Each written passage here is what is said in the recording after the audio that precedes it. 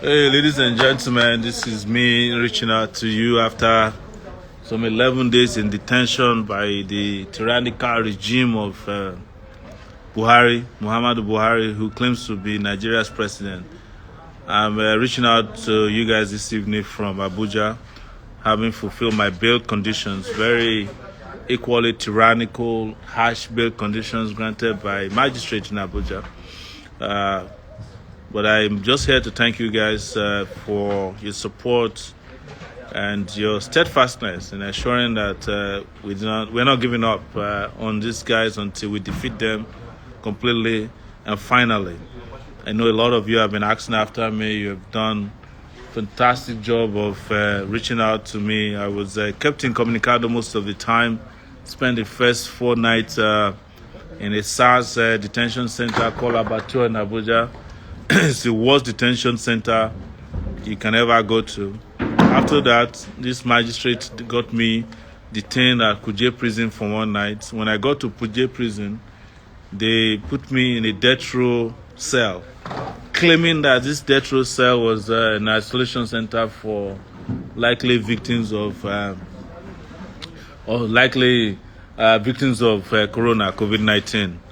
After that, of course, when we came to court and complained, she sent us to the cell, one inhuman, degrading, and wicked cell run by the FCID of the police department in Abuja, Area 10.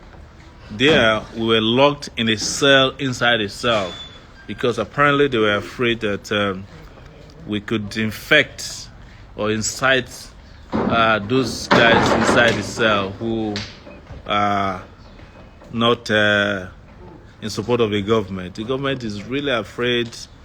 They are paranoid, and because they have lost legitimacy, nobody supports this Buhari regime anymore.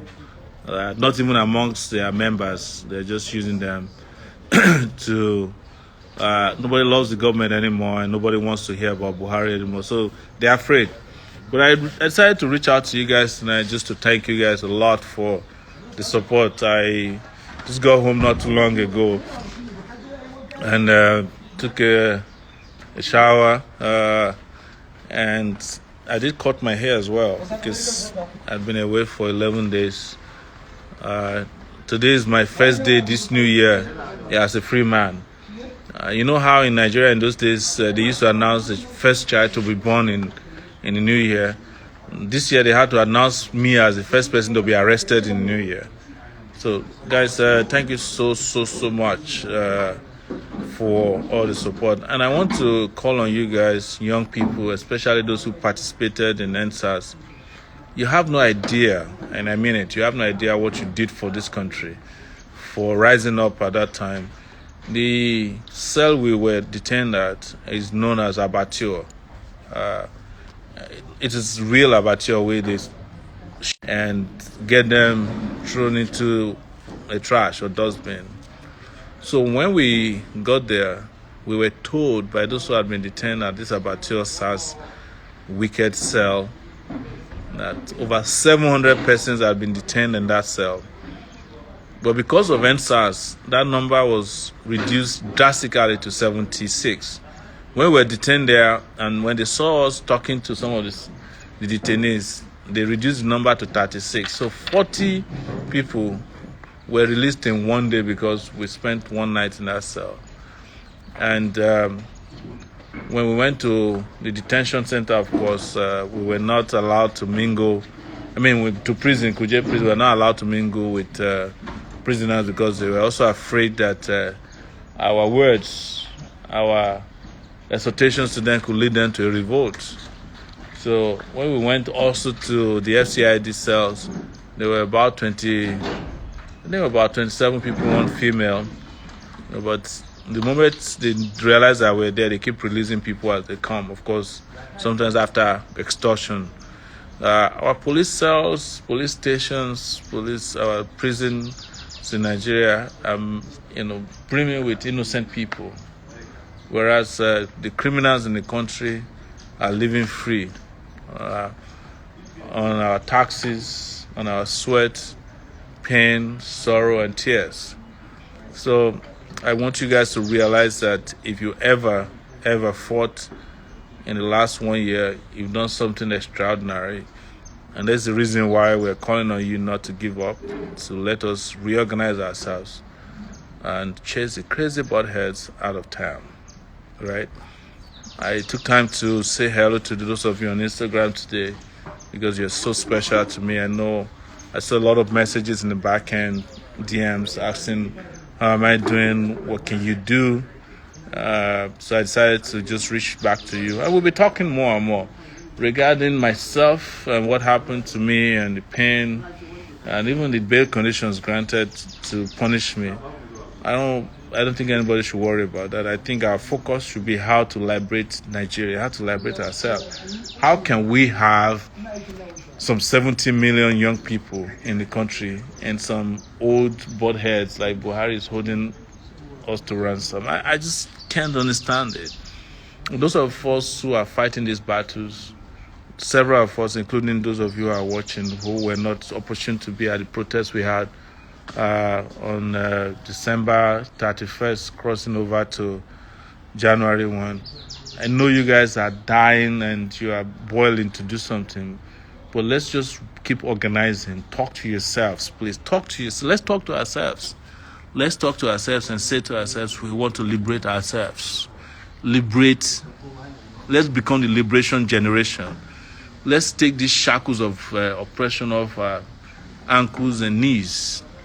Let's not accept these incompetent leaders who are running roughshod over us. Forget about me. Don't worry about me. I'm willing to go to jail as many times as possible. I don't care. I don't worry about it. Even if they kill me, it's not going to matter. But it would be sad if more of you are not standing up, if you're not able to challenge these people. They are weaklings. They are cowards. That's why they do this. That's why they are paranoid. That's why they are very quick to use police. Look at my notes. A police officer from the mobile police department, the unit, had butted me and broke my nose. But even though blood was streaming up of my face, I was challenging him, and my other colleagues were challenging, and they were pumping, pepper spray in our eyes at the closest range possible. It was inhuman. But I'm here today talking to you, saying that I've been to prison and I'm back, and I can tell you categorically that there's nothing spectacular about being detained. It's a honor, it's a badge of honor for me, and it should be a badge of honor for others to stand up. And if you all stand up once all together, there's no amount of prison cells that can stop this idea whose time has come. Be the liberation generation. Let me thank you once again. And just let you know that I'm here for you if you want to talk to me. And I hope you'll be there for the generation that is now suffering under the leadership of these criminal elites in the country who are stealing, robbing, and destroying our opportunities to have a better life, right? That's why I'm here for you guys. And that's why I came to talk to you. Thank you so much. I really, really appreciate all of you. I don't know how to thank you for what you've done in the last 10 days. You know, I had no access to telephone. I had no access to the internet. But even police officers who were guarding us would come and say, well, man, Twitter is burning. You know, Facebook is on fire. You know, Instagram is on fire. And I know that wouldn't have happened without your support. Thank you so much again. I love you guys. And I will be back talking to you more. Again, like I said, don't cry for me. Just do what you got to do to liberate yourselves. This country, I tell you, the country Nigeria, there's enough to go around. But when you have greedy, crazy, reckless people in power, incompetent people, people whose only idea about governance is how to cheat others, there's never enough. Thank you guys, and I'll say, Aluta continua Victoria Iseta, revolution now. Thank you.